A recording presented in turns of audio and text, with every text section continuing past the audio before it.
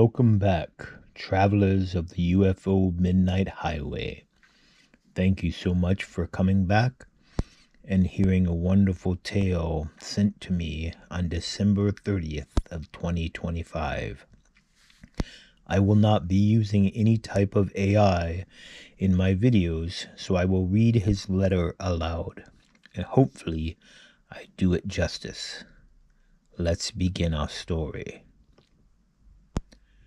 Dear Silas, let me start out by saying I have always been a non-believer when it comes to UFOs and other such things.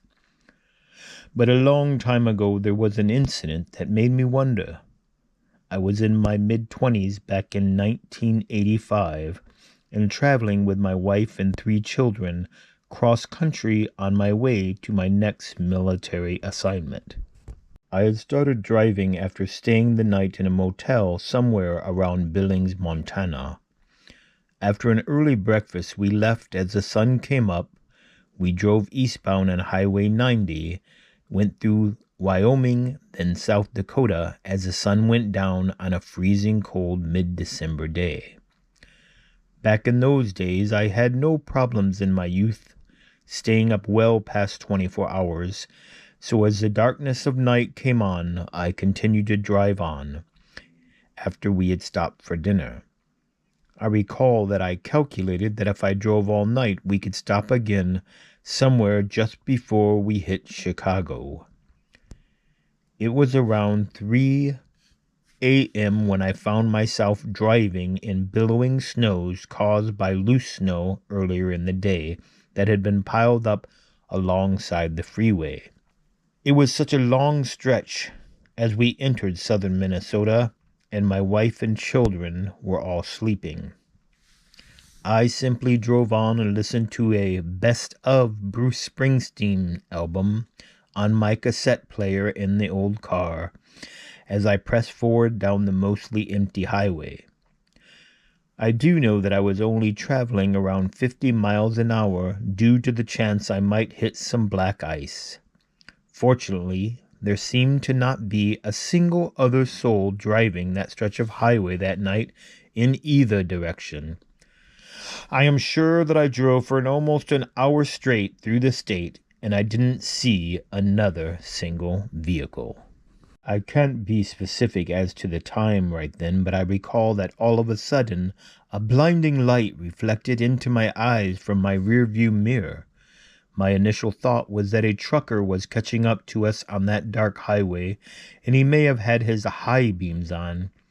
But no sooner was that flash of light reflecting off the mirror that it was gone. I glanced over my shoulder to check on my children, making sure that one of them wasn't up playing with one of those instant flash Kodak cameras that we used to take with us on field trips or road trips.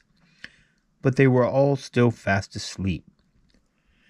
I probably drove another mile or so and had pretty much given up thinking about it at all, because I saw the lights no longer. And as I continued to watch the road ahead of me, the windy night continued to blow the snowdrifts across the road and gently rock the car from time to time with a sudden gust. Then suddenly I spied an object coming in my driver's side rearview mirror. I thought I could see a man. I remember glancing quickly at the front of the car to make sure the highway was still clear ahead of me, and I risked a good long glance in the mirror then outside my door. It was a man. It did spook me a little because he was completely naked and covered in clumps of snow. He appeared to be very tall and thin, but musculature, and had no visible sex organs. I quickly looked at my speedometer, and I could see that I was going exactly 52 miles an hour. As I risked another glance in the mirror, my nerves froze as I could see that his eyes were fixed on my reflection in the mirror. It was like he was staring right back at me, and he appeared to be gaining on my car that was going over 50 miles an hour.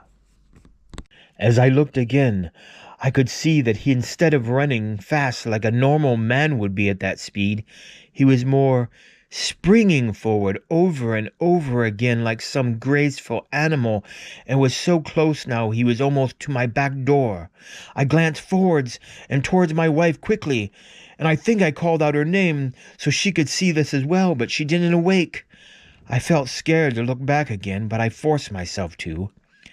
While at the same time, unconsciously, I do remember pushing down on the gas pedal some to make the car go even faster.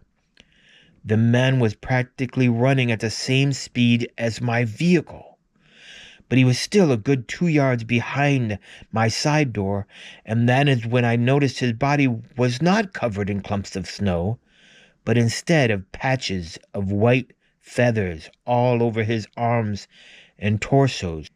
It made me think of a practically plucked chicken that wasn't quite done being plucked.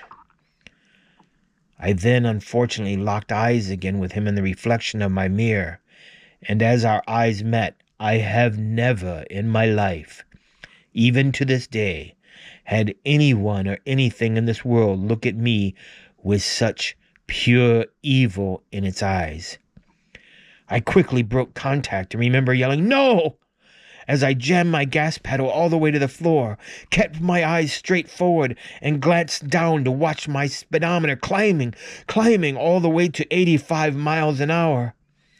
I traveled like this for several minutes, and finally risked a look back in the mirror. There was only darkness. There was no man, no chicken man, or anything there anymore.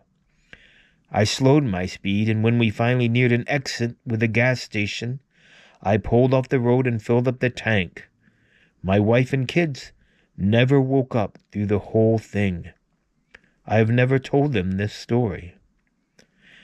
Even today, I think I must have been hallucinating, because like I said, I don't believe in such things.